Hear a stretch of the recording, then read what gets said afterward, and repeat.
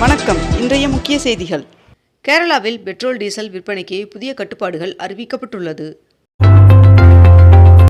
நாடு முழுவதும் 3ஆம் கட்டமாக 16 மாநிலங்கள் மற்றும் 3 யூனியன் பிரதேசங்களில் SIR பணி மேற்கொள்ளப்பட இருக்கிறது என்றும் அதற்கான உத்தரவை தேர்தல் ஆணையம் பிறப்பித்துள்ளதென்றும் தெரிவிக்கப்பட்டுள்ளது.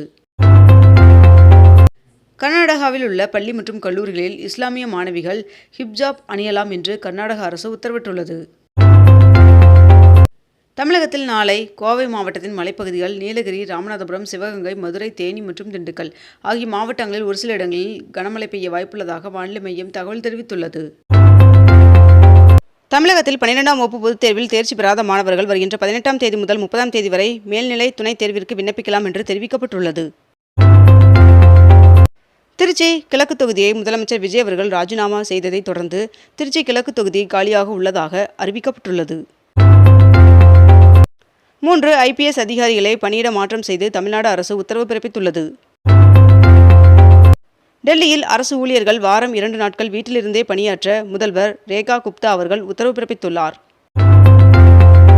அரசு ஊழியர்களுக்கு மற்றும் ஆசிரியர்களுக்கு 2% அகவிலைப்படியை உயர்த்தி தமிழ்நாடு அரசு அறிவித்துள்ளது. 58% உள்ள அகவிலைப்படியை 60% உயர்த்தி வழங்கப்படும் என்றும், மேலும் இந்த உயர்வு ஜனவரி 1ஆம் தேதியிலிருந்து கணக்கிடப்படும் என்றும் தெரிவிக்கப்பட்டுள்ளது.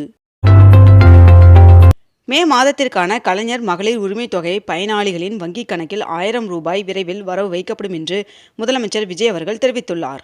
மேலும் பெண்களுக்கு மாதந்தோறும் 1000 ரூபாய் உரிமை தொகையாக வழங்கப்பட்டு வரும் கலைஞர் மகளிர் உரிமை தொகை திட்டத்தினை மறுசீரமைப்பு செய்ய அரசிற்கு உரிய கால அவகாசம் தேவைப்படுகிறது என்றும் தெரிவித்துள்ளார். ஊட்டி ரோஜா பூங்காவில் இன்று 21வது ரோஜா கண்காட்சி தொடங்கியது. கேரள காங்கிரஸ் சட்டப்பேரவை உறுப்பினர்களின் தலைவராக VT சதீசன் அவர்கள் நியமிக்கப்படுவதாக காங்கிரஸ் தலைமை அறிவித்துள்ளது. தாவேகா ஆட்சிக்கு வந்த நிலையில் கல்லூரி மாணவர்களுக்கான உதவித்தொகை 1000 ரூபாய் வரவு வைக்கப்பட்டுள்ளதாக தெரிவிக்கப்பட்டுள்ளது. தமிழகத்தில் 21 வயதிற்கு உட்பட்டோருக்கு மது விற்பனை தடை செய்யப்பட்டுள்ளது. வருகின்ற 26ஆம் தேதி அசாம் சட்டப்பேரவையில் பொது சிவில் சட்ட மசோதா தாக்கல் செய்யப்பட உள்ளதாக அம்மாநில முதல்வர் தெரிவித்துள்ளார். திமுக தலைவர் மு க ஸ்டாலின் அவர்களின் தலைமையில் அக்கட்சியின் மாவட்ட செயலாளர்கள் கூட்டம் தொடங்கியது. இந்தியாவில் செப்டம்பர் 30ஆம் தேதி வரை சர்க்கரை ஏற்றுமதிக்கு தடை விதித்துள்ளது ஒன்றிய அரசு. 22 கேரட் ஆபண தங்கத்தின் விலை சவரனுக்கு 400 ரூபாய் அதிகரித்து 1 சவரன் 1,20,400 ரூபாயாகவும் 1 கிராம் 15,050 ரூபாய்க்கும் விற்பனை செய்யப்பட்டு வருகிறது. இதனைத் தொடர்ந்து 1 கிராம் வெள்ளியின் விலை கிராமிற்கு 5 ரூபாய் விலை குறைந்து 1 கிராம் வெள்ளி 315 ரூபாய்க்கு விற்பனை செய்யப்பட்டு வருகிறது. பண்ருட்டி அருகே உள்ள தென்பெண்ணை ஆற்றில் 50,000 ஆண்டுகள் பழமையான பழைய கற்கால ஆயுதம் கண்டெடுக்கப்பட்டுள்ளதாக தகவல் வெளியாகியுள்ளது. விமான எரிபொருள் விலை உயர்வால் சர்வதேச விமான சேவைகளை ஏர் இந்தியா நிறுவனம் குறைக்க உள்ளதாக தகவல் வெளியாகியுள்ளது. நாடு முழுவதும் அமுல் நிறுவனத்தின் பால் விலை லிட்டருக்கு 2 ரூபாய் உயர்த்தப்பட்டுள்ளது.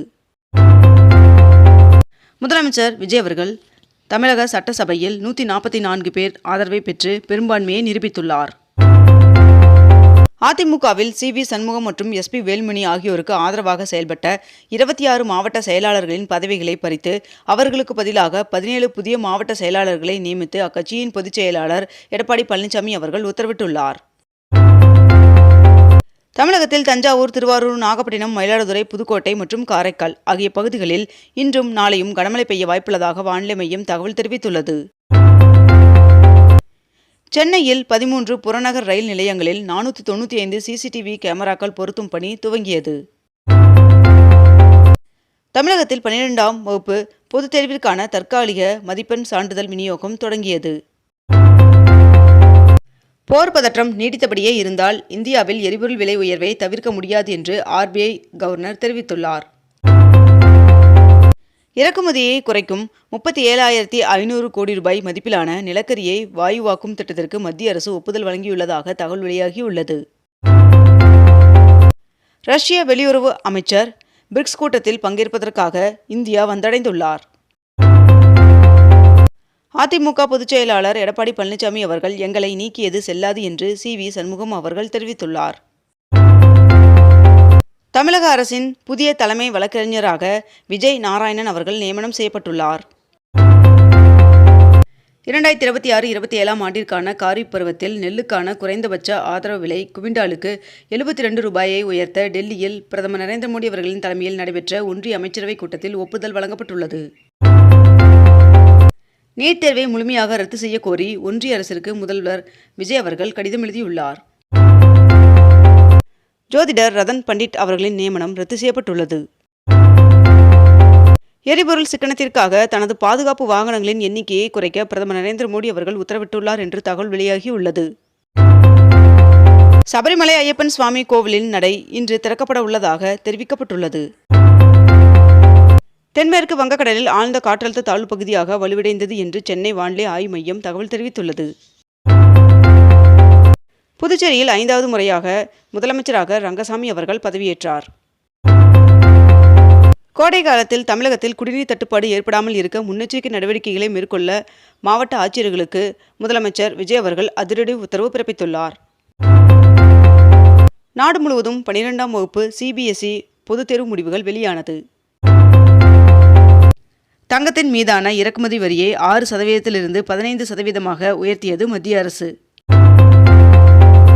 தமிழகத்தில் போதைப் பொருட்களை முற்றிலும் கட்டுப்படுத்தும் வகையில் முதல்வர் நேரடி கண்காணிப்பில் சென்னை உட்பட மாநிலம் முழுவதும் 65 போதைப் பொருட்கள் தடுப்பு பிரிவு காவல் நிலையங்கள் அமைத்து தமிழ்நாடு அரசு அரசாணை வெளியிட்டுள்ளது. வருகின்ற ஜூன் 1ஆம் தேதி முதல் பெண்களுக்கு இலவச பேருந்து பயணம் என்று மேற்கு வங்கம் அறிவித்துள்ளது. நீட் UG 2026ஆம் ஆண்டிற்கான தேர்வு ரத்து செய்யப்பட்டதற்கு MP கமலஹாசன் அவர்கள் கடும் எதிர்ப்பு தெரிவித்துள்ளார். அமீரகம், ஸ்வீடன், நார்வே உட்பட 5 நாட்களுக்கு பிரதமர் நரேந்திர மோடி அவர்கள் வருகின்ற 15ஆம் தேதி முதல் 20ஆம் தேதி வரை 5 நாடுகளில் 6 நாட்கள் அரசுமுறை சுற்றுப்பயணம் மேற்கொள்ள உள்ளார் என்று தகவல் வெளியாகியுள்ளது.